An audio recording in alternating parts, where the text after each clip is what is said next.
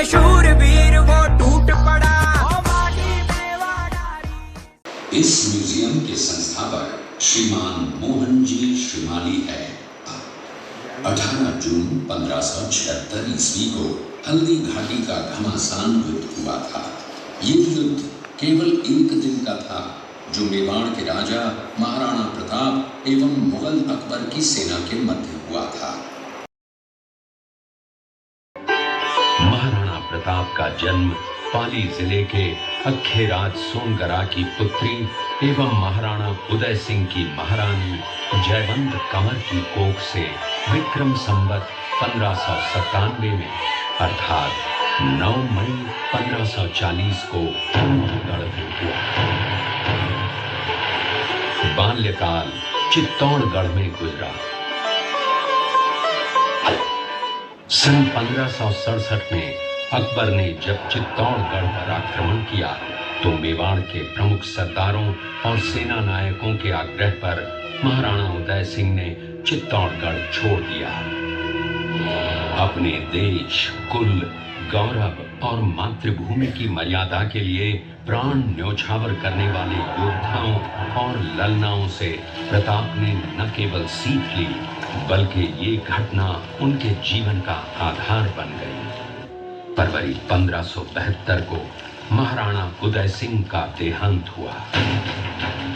प्रताप की ज्येष्ठता और योग्यता को ध्यान में रखते हुए सरदारों ने उनको राजगद्दी पर आसीन किया। होली के दिन उनका गोगुंदा में राज तिलक हुआ।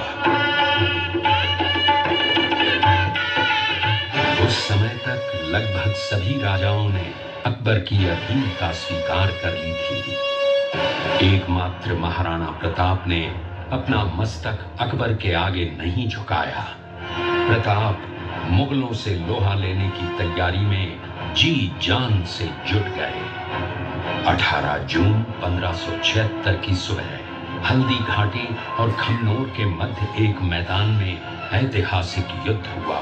महाराणा प्रताप की सेना गोगुंदा से हल्दी घाटी पहुंची, जबकि सेनापति मानसिंह के नेतृत्व में मुगल सेना ने हल्दी घाटी के ठीक नीचे मैदान में अपना मोर्चा जमाया।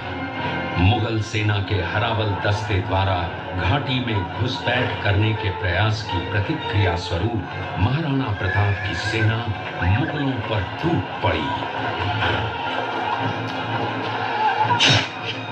प्रताप के हरावल सैन्य दलों का नेतृत्व पठान हाकिम हासूर कर रहे थे। भीरू राणा, जो राणा पूंजा के नाम से भी जाने जाते हैं, उनके नेतृत्व में भील आदिवासियों ने गोरिल्ला पद्धति से युद्ध करते हुए मुगलों के छक्के छुड़ा दिए। देखते ही देखते शाही सेना में खलबली मच गई। रक्त तलाई घोड़ों की टापों, हाथियों की चिंगारों और तलवारों की झनकारों से गूंज उठी। चारों तरफ हाहाकार मच गया। युद्ध का घटनाक्रम अचानक उस समय बदल गया जब प्रताप ने अपने घोड़े चेतक को एड़ लगाकर मानसिंह के हाथी पर चढ़ा दिया और उस पर भाले से भरपूर वार किया। मानसिंह हौदे में दुबक गया। हाथी से उतरते समय चेतक की एक टांग कट गई। इस स्थिति को भांपकर महाराणा प्रताप के हमशक्ल सेनापति झालामान ने महाराणा प्रताप से आज्ञा लेकर उनका राजमुकुट धारण किया। मुगल सेना झालामान को महाराणा प्रताप समझकर उन पर टूट पड़ी और झालामान शहीद हो गए। उधर चेतक ने अपने स्वामी को 5 किलोमीटर तक 3 टांगों पर ही लेकर एक बरसाती नाले को पार किया। उसके पश्चात उसके प्राण पखेरु उड़ गए। इस युद्ध से महाराणा प्रताप के मन पर गहरा प्रभाव पड़ा। परिणाम स्वरूप उन्होंने मुगलों पर विजय प्राप्त करने तक राजसी ठाट बाट छोड़ने और पत्तों पर भोजन करने का प्रण लिया, जिसे उन्होंने जीवन भर निभाया। महाराणा प्रताप ने अपना सैन्य बल बढ़ाकर सर्वप्रथम अरावली पर्वत की घाटियों में बसे दिवेर पर चढ़ाई कर विजय प्राप्त की। इसके बाद कुंभलगढ़ पर भी विजय प्राप्त की। सिर्फ चित्तौड़गढ़ को छोड़कर सारे मेवाड़ को अपने अधीन कर लिया। कालांतर में महाराणा ने चावंड में अपनी राजधानी स्थापित की।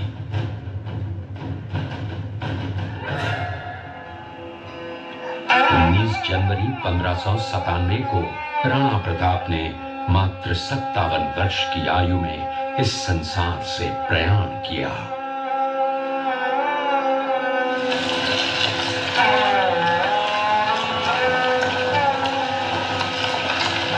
हल्दी घाटी का युद्ध एक सांप्रदायिक युद्ध न होकर आत्मसम्मान, मातृभूमि की स्वतंत्रता व स्वाधीनता का संघर्ष था।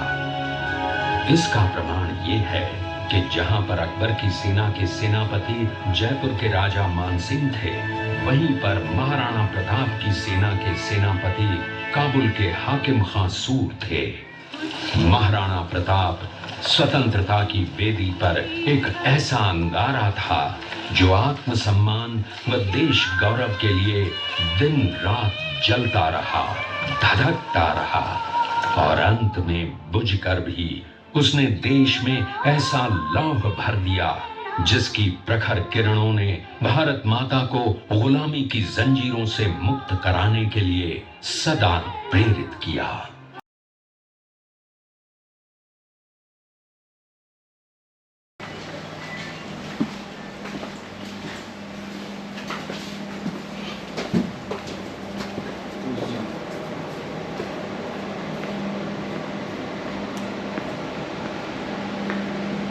दृश्य चुड़िया गांव का है। हल्दीघाटी युद्ध के बाद महाराणा प्रताप अपनी प्रतिज्ञा का पालन करने के लिए वनवासी जीवन व्यतीत करने लगे। उनके पास पर्याप्त संपत्ति नहीं थी। उनके वित्तमंत्री भामाशाह ने अपनी सारी सुख सुविधा को छोड़कर अपने राजा को स्वयं का धन 25 लाख रुपए और राजकोष में 30,000 अशर्फियां देश के लिए अर्पित की, जिससे महाराणा प्रताप ने 12 वर्षों तक अपनी सेना को संगठित किया, सैन्य शक्ति को बढ़ाया और मेवाड़ मातृभूमि को आजाद करवाया। कृपया अब आप सब आगे की तरफ देखिए। ये कुंभलगढ़ किला है। इस किले का प्राचीन नाम मच्छिंद्रगढ़ है। इस किले का निर्माण महाराणा कुंभा ने करवाया था। इस किले के अंदर 9 मई 1540 ईस्वी में महाराणा प्रताप का जन्म हुआ था। इस किले की ऊंचाई समुद्र तल से 3568 फीट की है। इस किले की दीवार 36 किलोमीटर तक फैली हुई है। इस दीवार का नाम ग्रेट वॉल ऑफ चाइना के बाद द्वितीय पायदान पर दर्ज है। इस किले के अंदर 360 प्राचीन मंदिर हैं। उन मंदिरों में से जग प्रसिद्ध महादेव का मंदिर सबसे प्राचीन है। कुंभलगढ़ किला यहाँ से 65 किलोमीटर की दूरी पर है। मेवाड़ की प्राचीन राजधानी चित्तौड़गढ़ का है। इसी किले के अंदर महाराणा प्रताप का बचपन बीता था। इस किले की तलहटियों में महाराणा प्रताप ने अपने गुरु से शिक्षा प्राप्त की थी। ये किला 12 वर्ग किलोमीटर में फैला हुआ है। इस किले पर जब भी विदेशी यात्राओं ने आक्रमण किया और उस आक्रमण में कोई भी राजा व सैनिक वीर गति को प्राप्त कर लेते, तो उनकी पत्नियां वीरांगनाएं अपने सतीत्व की रक्षा करने के लिए जलती हुई अग्नि में कूद प्राणों को त्याग देती थी, जिसे हम जौहर कहते हैं। चित्तौड़गढ़ में 3 मुख्य बड़े जौहर हुए थे। प्रथम जौहर 1303 ईस्वी में रानी पद्मिनी ने 16,000 स्त्रियों वीरांगनाओं के साथ जौहर किया था, सिर्फ अल्लाउद्दीन खिलजी के कारण। दूसरा जौहर 1535 ईस्वी में गुजरात के शासक के आक्रमण के कारण कर्मवती ने वीरांगनाओं के साथ किया। और तीसरा जौहर 1568 ईस्वी में हुआ, जब मुगल शासक अकबर ने चित्तौड़गढ़ पर आक्रमण किया। उसी समय रानी फूलपुरी ने 7,000 वीरांगनाओं के साथ जौहर किया। फिर भी अकबर का मन नहीं भरा और अंत में हजारों आम लोगों का कत्लेआम करवाकर मौत के घाट उतारा गया। इस किले में देखने योग्य विजय स्तंभ है, कीर्ति स्तंभ, मीरा मंदिर, जैन मंदिर, कालिका माता मंदिर, भामाशाह हवेली, कुंभा श्याम मंदिर, फतेह प्रकाश महल हैं। यह किला यहाँ से 140 किलोमीटर दूरी पर है। शेरपुर गांव का दृश्य है। अजमेर का सूबेदार था। जब वो शेरपुर पहुंचा तब इसका पता कुंवर अमर सिंह को चला, जो महाराणा प्रताप के पुत्र थे। अमर सिंह ने शेरपुर छावनी पर अचानक आक्रमण कर दिया। इस आक्रमण में मुगल सेना में हलचल मच गई। मुगल सेना को अपनी छावनियों को छोड़कर भागना पड़ा। छावनियों के अंदर से लूटा हुआ माल व अब्दुल करीम खान खाना, जिसकी बेगम पानी खान को बंदी बनाकर महाराणा प्रताप के सामने पेश किया गया। तब अमर सिंह पर महाराणा प्रताप क्रोधित हुए और कहा, जहां से इस नारी को बंदी बनाकर लाए हो, उसे पुनः सर सम्मान लौटा कराओ। महाराणा प्रताप ने कहा, हमें नारी से कोई दुश्मनी नहीं है, हमें तो देश में जोगियों से दुश्मनी है, जिन्होंने चारों तरफ आतंक फैलाया है। महाराणा प्रताप के आदेश का पालन करते हुए कुंवर अमर सिंह ने उस नारी को ससम्मान छावनी तक पहुंचाया।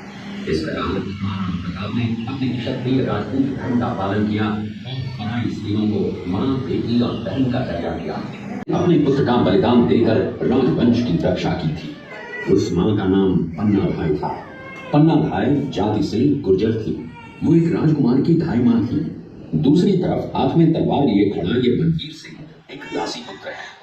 ये कुंवर उदय सिंह की हत्या करके मेवाड़ की राजगद्दी प्राप्त करना चाहता था। एक रात्रि बनवीर सिंह को मौका मिला। वो राजकुमार उदय सिंह के बड़े भाई विक्रमादित्य सिंह की हत्या करके राजमहल की तरफ आगे बढ़ा। इसकी सूचना पन्ना भाई को लग गई। कुछ समय तक पन्ना भाई चिंतित हुई। तभी पन्ना भाई ने अपने पुत्र चंदन को राजसी कपड़े पहनाकर पलंग पर सुला दिया और उदय सिंह को एक टोकरी के अंदर छिपाकर पत्तों से ढक के महल के बाहर निकालकर गुप्त रास्ते से कुंभलगढ़ भेज दिया। बनवीर सिंह जब तलवार लेकर राजकक्ष में आया तो उसने पन्ना भाई से कड़क आवाज में उदय सिंह के लिए पूछा, तो पन्ना भाई ने चंदन की तरफ इशारा किया। बनवीर ने चंदन को उदय सिंह समझकर चंदन की हत्या कर दी और ये समझने लगा कि मैंने राजकुंवर उदय सिंह को मार दिया। वही राजकुमार बड़े होकर राजा बने और अपने नाम का उदयपुर नगर बसाया, जो यहाँ से 40 किलोमीटर दूर है। ये घटना महाराणा प्रताप की वीरता को दर्शाती है। एक समय नरभक्षी बाघ का आतंक था। महाराणा प्रताप ने उस बाघ का शिकार कर उस बाघ को मार डाला। ये घटना महाराणा प्रताप की वीरता की प्रतीक है। इस दृश्य में देखिए, महाराणा प्रताप अपनी प्रतिज्ञा का पालन करते हुए। महाराणा प्रताप ने प्रतिज्ञा की थी कि जब तक अपनी मातृभूमि को शत्रुओं से मुक्त नहीं करा लेता, तब तक न तो मैं महलों में रहूंगा, न किसी धातु के पात्र में भोजन करूंगा, न किसी गद्दी के बिछौने पर सोऊंगा।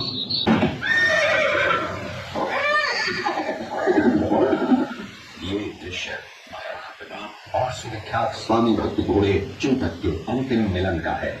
हल्दी घाटी युद्ध के बाद चोटक घोड़े ने 22 फीट के एक बरसाती नाले को पार किया। ये उसी समय का दृश्य है। पास में खड़े महाराणा प्रताप के छोटे भाई शक्ति सिंह हैं, जो पहले मुगल सेना में थे। बाद में वो महाराणा प्रताप की तरफ आए, माफी मांगी और अपना घोड़ा महाराणा प्रताप को दिया। गुफा यहाँ से 1 किलोमीटर दूरी पर है, जिसे प्रताप गुफा के नाम से जाना जाता है। देखते हुए आएंगे।